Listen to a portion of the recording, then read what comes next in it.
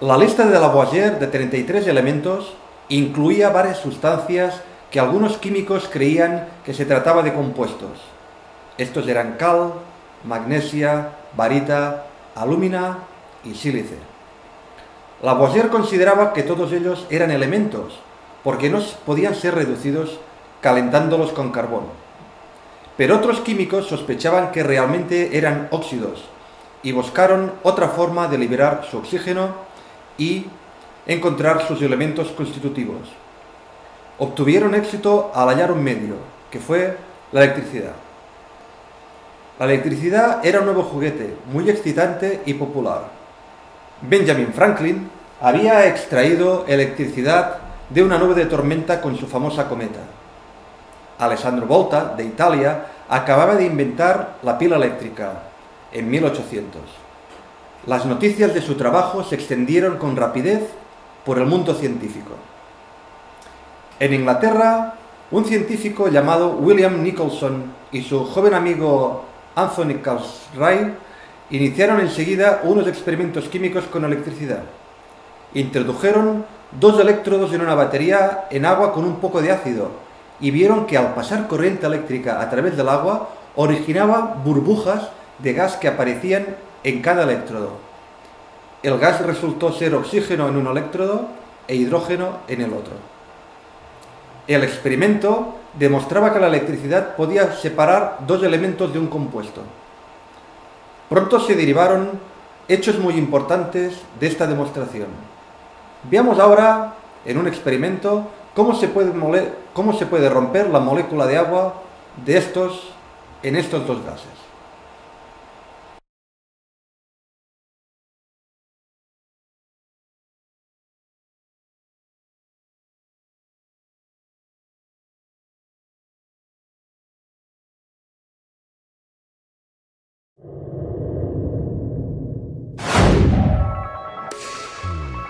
Hola, Pep! Hola, Pep, què tal? Què farem avui? Avui farem una electròlisi. Ostres, que xulo! Pensa que hem parlat d'en Lavoisier alguna vegada, Sí. i en Lavoisier considerava que hi havia compostos, que ara sabem que són compostos, però que ell pensava que eren elements.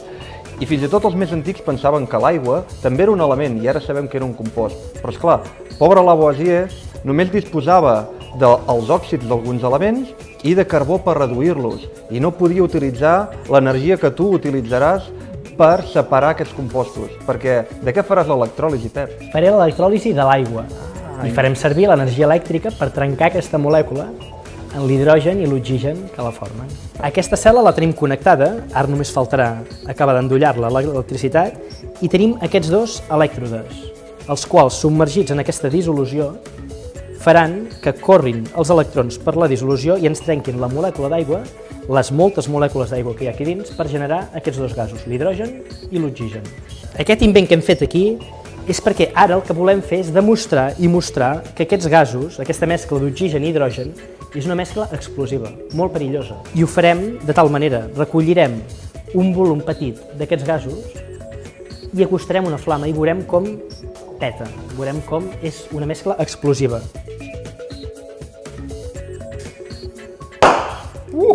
Déu-n'hi-do. Déu-n'hi-do! Que sí, Déu-n'hi-do? Fem una mica més el gamberro, Pep. Vinga. Això m'ha agradat. Vinga, tornem-hi, doncs. Jo surto. Déu-n'hi-do! Déu-n'hi-do! Déu-n'hi-do, quina mescla més perillosa, la d'hidrogen i oxigen. Sí, senyor. I si recordes què va passar l'any 37 amb aquell Zeppelin, aquell dirigible que es va encendre a Nova Jersey, va ser concretament això. Aquell dirigible anava amb hidrogen, perquè l'hidrogen és menys dens que l'aire, i es feia servir per fer levitar, per fer volar aquests Zeppelins. Hi va haver una fuita i es va encendre, va esclatar aquesta mescla d'aquest hidrogen quan es va combinar amb l'oxigen de l'aire. Molt bé, molt interessant. I aquest hidrogen amb l'oxigen, quan es combinen, què donen? No dona res més que aigua. Molt bé. Per tant, aquests cotxes que funcionen amb hidrogen, quan no treuen vapors, per tant... No treuen No vapors tenen de gasos. CO2, no donen diòxid de carboni, per exemple, però sí que donen aigua. Dona electricitat i aigua. Jo no ho veig gaire clar, això, No veus clar? No ho veig gaire clar. M'hauries de demostrar-ho, Pep. Vols veure un cotxe com funciona amb aquest hidrogen i aquest oxigen? Vinga, Sí? sí que m'agradaria. Doncs mira, ben bé aquí, tu mateix el pots agafar. Tenim aquest prototip de cotxe, el qual funcionarà només amb aquesta aigua que té aquí dins. Aquesta aigua, ara connectant aquest cotxe a l'electricitat, farem el mateix procés que hem fet abans, una electròlisi.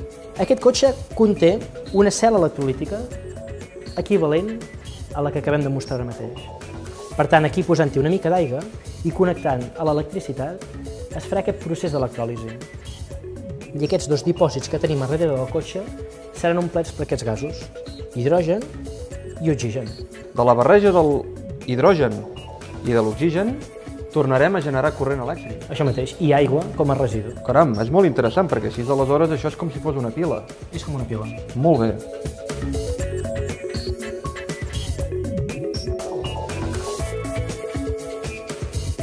Molt bé.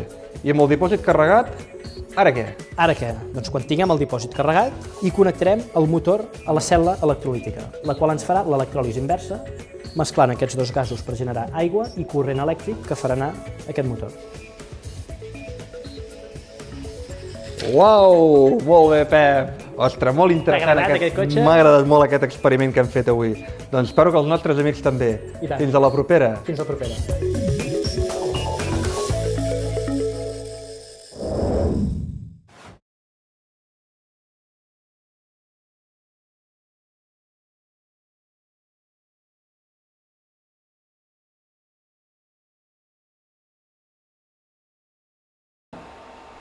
Dos jóvenes químicos siguieron por este camino.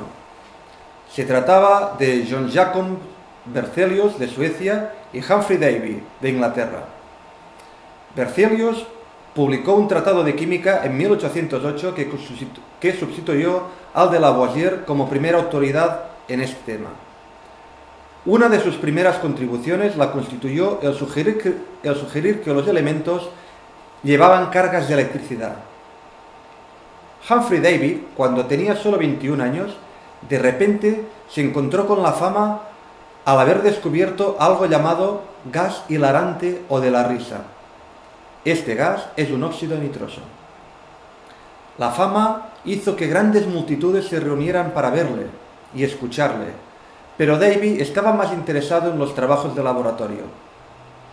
Se preguntaba, ¿qué pasaría si se utilizara la electricidad para disociar aquellos compuestos tan íntimamente unidos que los químicos habían fracasado en separar? Davy empezó primero con la sustancia llamada potasa. Decidió que debía llevar a cabo aquel experimento en ausencia de agua.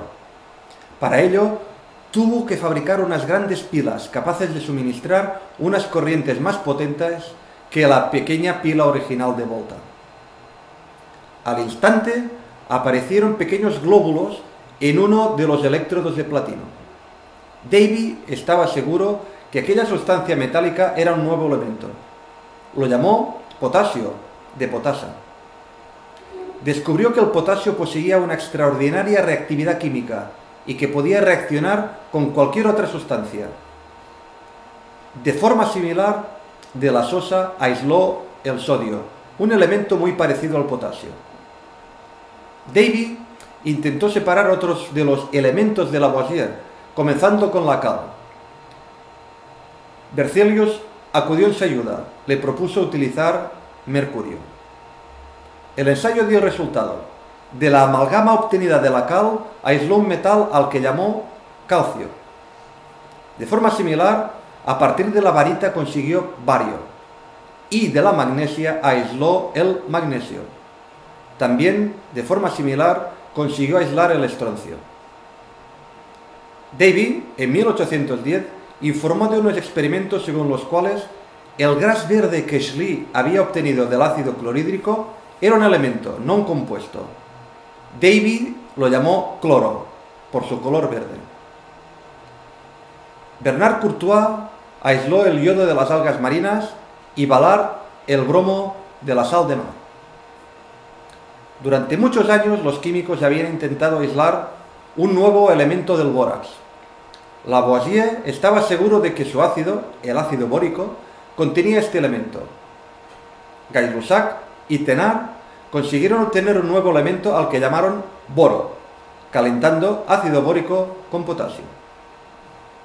En 1824, Berzelius se dedicó a la sílice, una tierra en la lista de elementos de Lavoisier que Davy no había conseguido aún romper, Tras adoptar el método utilizado por Gay-Lussac y Thenard, Berzelius calentó sílice con potasio y consiguió el éxito al aislar el elemento silicio. En 1827, la última tierra, la alúmina, un discípulo de Berzelius, Friedrich Börler, consiguió extraer una pequeña cantidad de metal, bastante impuro, de este óxido. Naturalmente, ese metal era el aluminio. En la siguiente tabla se resumen los elementos descubiertos durante esta época, mayoritariamente por Davy y Berzelius. Vemos que se trata del potasio, el sodio, el magnesio, el calcio, el estroncio, el bario, el boro, yodo, litio, cadmio, selenio, silicio, bromo, aluminio, torio y vanadio.